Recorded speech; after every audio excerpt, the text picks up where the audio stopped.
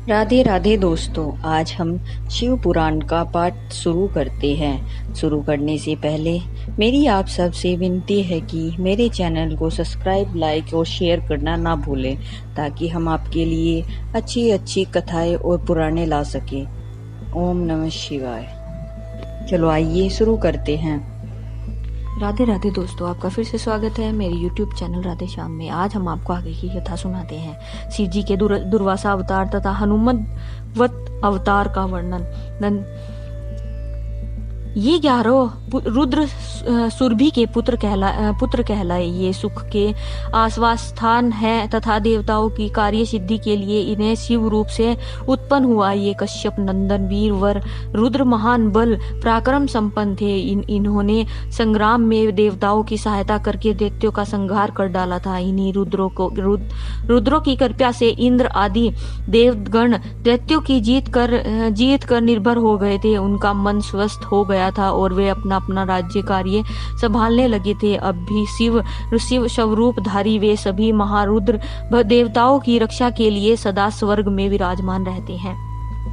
नंदीश्वर जी कहते हैं, महामुने, अब तुम शंभु के इस दूसरे चरित्र को, जिसमें शंकर जी की धर्म के लिए दुर्वासा होकर प्रकट हुए थे, प्रेम पूर्वक श्रवण करो। अनसुईया के पति ब्रह्मवेता तपस्वी अत्रि ने ब्रह्मा जी के निर्देशानुसार पत्नी सहित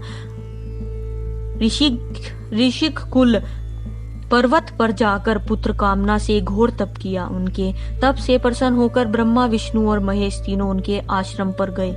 उन्होंने कहा कि हम तीनों सारे संसार के ईश्वर हैं। हमारे अंश से तुम्हारे 3 पुत्र होंगे, जो त्रिलोकी में विख्यात तथा माता पिता का यश बढ़ाने वाले होंगे। यो कहकर वे चले गए। ब्रह्मा जी के अंश से चंद्रमा हुए, जो देवताओं के समुद्र में डाले जाने पर समुद्र से प्रकट हुए थे।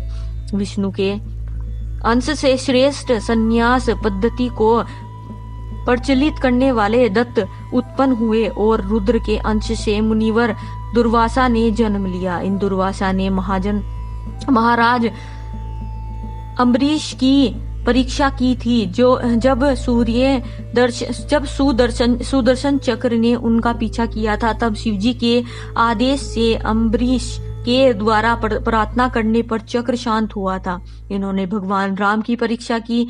काल ने मुनि का वेश धारण करके श्री राम के साथ यह शर्त की थी कि मेरे साथ बात करते हुए श्री राम के पास कोई न आए।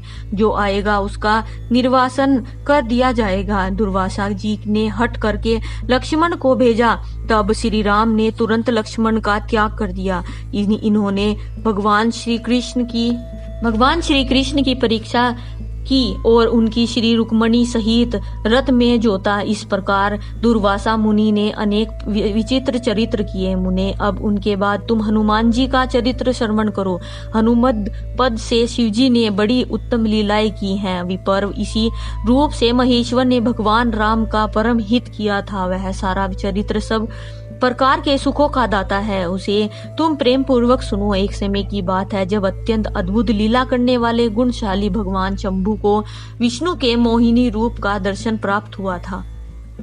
तब वे कामदेव के बाणों से आहित हुए की तरह क्षुब्ध हो उठे। उस समय उन परमेश्वर ने राम कार्य की सिद्धि के लिए अपना वीर्यपात किया। तब सप्तऋषियों ने उस वीर्य को पत्र पुटक में स्थापित कर लिया, क्योंकि शिवजी ने ही राम कार्य के लिए आदर पूर्वक उनके मन में प्रेरणा की थी। तत्पश्चात उन महर्षियों ने शंभु के उस वीर्य को राम कार्य की सिद्धि के लिए गौतम कन्या अंजनी में कान के रास्ते स्थापित कर दिया था। तब समय आने पर उस गर्भ से शंभु महान बल पराक्रम संपन्न वानर शरीरधारी करके उत्पन्न हुए। उनका नाम हनुमान रखा गया। महाबल कपीश्वर हनुमान जब शिशु ही थे, उसी समय उदय होते हुए सूर्य बिंब को छोटा सा फल समझकर तुरंत ही निगल गए। जब देवताओं ने उनकी प्रार्थना की, तब उन्होंने ही उसे महाबली सूर्य जानकर उगल दिया। तब देव ऋषियों ने उन्हें शिव अवतार माना और बहुत सा वरदान दिया। तदंतर हनुमान अत्यंत हर्षित होकर अपनी माता के पास गए और उन्होंने यह सारा वृतांत आदर पूर्वक कह सुनाया। फिर माता की आज्ञा से धीर वीर कपि हनुमान ने नित्य सूर्य के निकट जाकर उनसे अनायास ही सारी विद्याएं सीख ली। तदंतर रुद्र अंश भूत कपि श्रेष्ठ हनुमान सूर्य की आज्ञा से सूर्य से उत्पन्न हुए सुग्रीव के पास चले गए। उनके लिए उन्हें अपनी माता से भी आज्ञा मिल चुकी थी। तदंतर नंदीश्वर ने भगवान राम का संपूर्ण चरित्र संक्षेप से वर्णन करके कहा, मुने इस प्रकार कपि श्रेष्ठ हनुमान ने सब तरह से श्री राम का कार्य पूरा किया, नाना प्रकार की लीलाएं की, असुरों का मान मर्दन किया, भूतल पर राम भक्ति की स्थापना की और स्वयं भक्त ग्रहण होकर सीता राम को सुख प्रदान किया। वे रुद्रावतार ऐश्वर्यशाली हनुमान लक्ष्मण के प्राणदाता, संपूर्ण देवताओं के ग्रहहारी और भक्तों का उद्धार करने वाले हैं।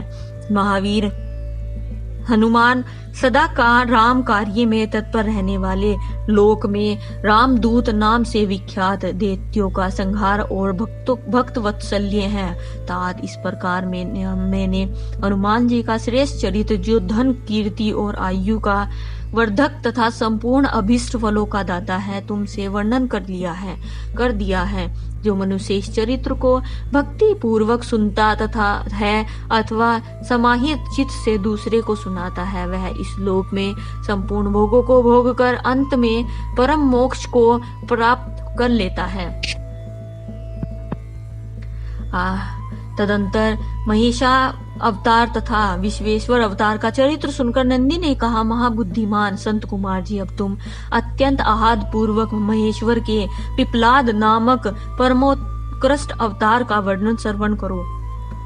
यह उत्तम आख्यान भक्ति की वृद्धि करने वाला है। मुनीश्वर, इस समय दैत्यों ने वर्तेशूर की सहायता से इंद्र आदि समस्त देवताओं को पराजित कर दिया है। तब उन सभी देवताओं के सहसा दधीची के आश्रम में अपने अपने शस्त्रों को फेंक कर तत्काल ही हार मान ली।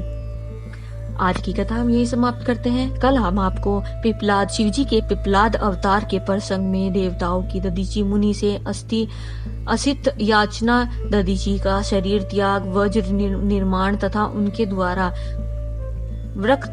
वत्रसुर का वध, ये सब वैदांत हम आपको कल सुनाएंगे। ओम नमः शिवाय। हर हर महादेव, हर हर महादेव, हर हर महादेव। राधे राधे।